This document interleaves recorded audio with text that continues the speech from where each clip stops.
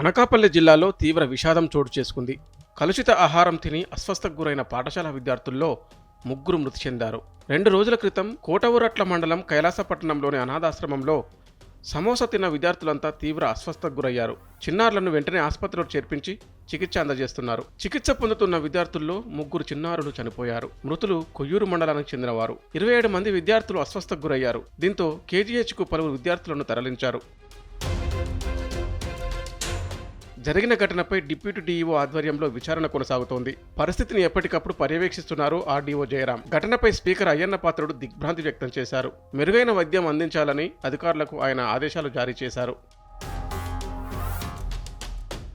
Food poison ఘటనపై స్పందించారు collector Harendra Prasad. 5గురిని కేజీహెచ్కు తరలించామని, 12 మందిని నర్సీపట్నం నుంచి రిఫర్ చేశామని, ప్రైవేటు ఆసుపత్రులను కూడా అలర్ట్ చేశామన్నారు. 5గురి పిల్లలను అబ్జర్వేషన్లో ఉంచినట్లు, విద్యార్థులకు ప్రాథమిక పరీక్షలు చేస్తున్నామన్నారు. వాళ్ళు ప్రస్తుతానికి స్టేబుల్గానే ఉన్నారండి. ఎటువంటి ప్రమాదకరమైన పరిస్థితి ఏమీ లేదు. డాక్టర్ బృందం కూడా సిద్ధంగా ఉన్నారు. మనకు కావాల్సిన మందులు అన్నీ కూడా ఉన్నాయి, ఫెసిలిటీస్ అన్నీ కూడా ఉన్నాయి.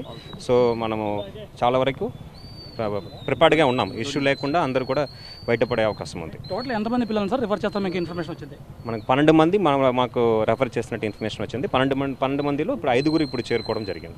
ఓన్లీ కేజెస్ సార్, మిగతా హాస్పిటల్ ఏదైనా అలర్ట్ చేశారా? కేజీహెచ్ మాత్రం ప్రెసెంట్ ఇక్కడే ఎక్కువ మనకు పడకలు ఉన్నాయి, హ్యాండిల్ చేయవచ్చు చెప్పి ఉంచాం.